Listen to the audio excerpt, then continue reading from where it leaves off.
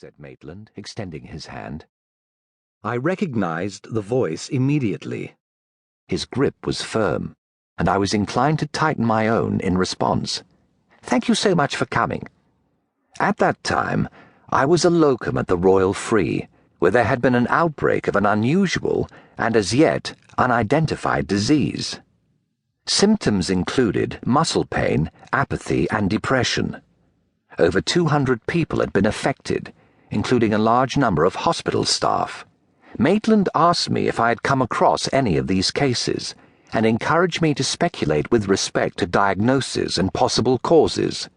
The overall clinical picture, I ventured, suggests encephalomyelitis, most probably viral in origin and spread by personal contact. Maitland nodded approvingly before spreading my application and references out on the table in front of him. We talked a little about my student days, and in particular my sporting achievements. He noted that I was a rugby blue. Why did you stop playing? Maitland asked. A leg injury. Bad luck, he said with sincerity. I later learned that, due to a nasty bout of tuberculosis, he had also been obliged to bring a promising rugby career to a premature end. We discussed my stint at St. George's with Sir Paul Mallinson, the research I had conducted at the Sleep Laboratory in Edinburgh, and my 2 articles, only just submitted to the British Medical Journal. Maitland collected my papers together and tapped the edges so that all the sheets were aligned. Then, leaning forward, he said, Tell me, Dr. Richardson, why does this position appeal to you? The pay is adequate for a man with your credentials, but you could probably do better elsewhere. Sir Paul has written a glowing reference. I have a long-standing interest in your work. I view this appointment as a great opportunity.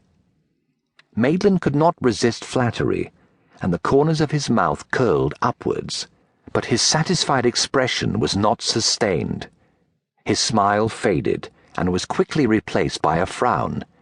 Have you considered our location? I didn't understand what he was getting at, and seeing my puzzlement, he added, Wyldehope is somewhat off the beaten track, rural Suffolk. There are trains, I take it. Yes, of course, and local buses. Then I don't think that will be a problem. I don't have a car, but if there are trains and buses. Maitland repositioned himself in his chair, and the horizontal lines on his forehead contracted together. The previous registrar, Palmer, I don't think he gave the matter enough thought. It was my impression that he felt rather isolated. I tried to get up to Wyldehope at least once a week, but most of the time you would be working on your own. I shrugged, providing I'm given clear instruction. Maitland smiled again. Forgive me. Palmer's resignation was somewhat unexpected. My fault, of course. I misjudged him. Let me tell you about the hospital. It's all very exciting. He took a slim silver case from his jacket and offered me a cigarette. He lit mine, then his own, and pushed a chrome ashtray towards me. Wyldehope was originally a hunting lodge owned by the Gathercole family, East Anglian gentry. During the First World War, they donated it to the army as a convalescent home for wounded men. It then became an administrative building, and thereafter an intelligence centre. Churchill is reputed to have stayed there once when he visited the test base at Orford Ness. I'd been looking out for a place like Wyldehope for years. When I learned that the military had no further use for the building, I made some inquiries and managed to pull a few strings. Maitland took a drag from his cigarette. We have 24 beds, 2 wards, and a narcosis room.